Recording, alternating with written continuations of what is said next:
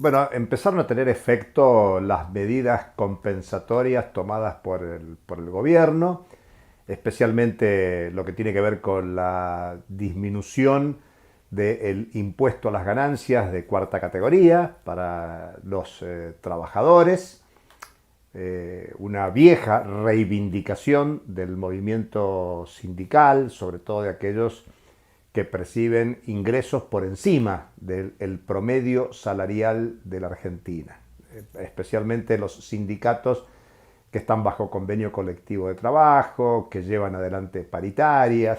Convengamos que no se trata de la mayoría de los trabajadores argentinos, pero es una reivindicación histórica de trabajadoras y trabajadores regularizados en la Argentina. Pero también empieza a tener efecto la devolución del IVA. Si bien es con un límite hasta 18.800 pesos, significa un recupero y también una reivindicación histórica de movimientos sociales, populares y sectores de más bajos ingresos, porque claro, tiene que ver con la canasta básica, tiene que ver con esos productos esenciales de quienes tienen ingresos muy por debajo del promedio de la Argentina y que expresan principalmente los sectores que están en situación de indigencia, de pobreza.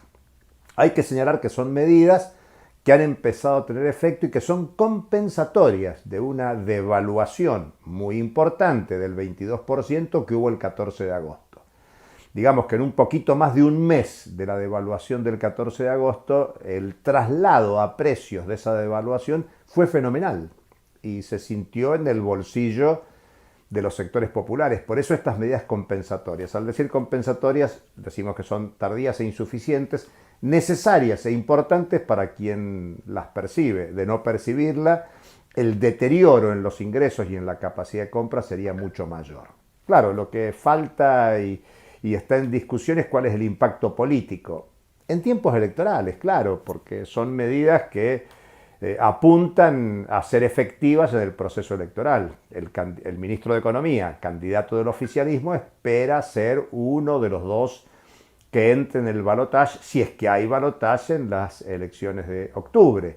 Y obviamente los sectores de derecha, sea Milei, Bullrich, esperan que si hay balotaje, sea un balotaje entre la ultraderecha y la derecha, si es que de alguna manera así se lo puede calificar, y por eso boicotean los debates en las sesiones parlamentarias, intentan que las medidas compensatorias no se transformen en ley, que es uno de los objetivos que se plantea el gobierno, y por lo tanto lo que se está viendo es que hay un intento de cambio en el escenario político de la Argentina. Digamos que hay un gran nivel de incertidumbre, no hay seguridad de qué acontecerá en las elecciones de octubre y mucho menos una definición de cara a una posible segunda vuelta en noviembre. Y también tiene impacto económico porque, claro, hay preocupación en el Fondo Monetario Internacional porque señalan que estas medidas compensatorias pueden alejar la meta de cumplimiento, sobre todo en disminuir el déficit fiscal. Hay un objetivo de que este año sea solo del 1,9% del Producto Bruto y aparentemente con estas medidas no se cumpliría con esa meta. Desde el gobierno se dice al mismo tiempo que hay una disminución, la propia activación del consumo, y el intento de recuperar la actividad económica puede generar mayores ingresos al fisco y por lo tanto plantean que es muy posible cumplir con esos acuerdos con el fondo. Pero hay ruido desde los sectores opositores del poder económico, de la derecha más en general, de lo que representa el escenario electoral.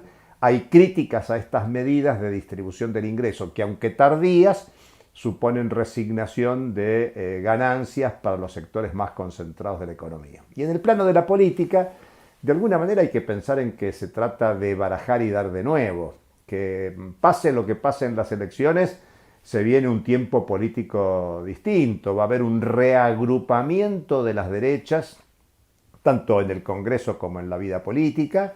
hasta podríamos pensar que puede haber una reagrupación de las coaliciones políticas, especialmente en el plano de la derecha de oposición. Y obviamente el propio oficialismo va a ser distinto. Con estas medidas que plantean una perspectiva de distribución del ingreso con intencionalidad de transformarla en leyes, también puede generar un reagrupamiento al interior de la coalición gubernamental. Y por supuesto, esto desafía a la izquierda también.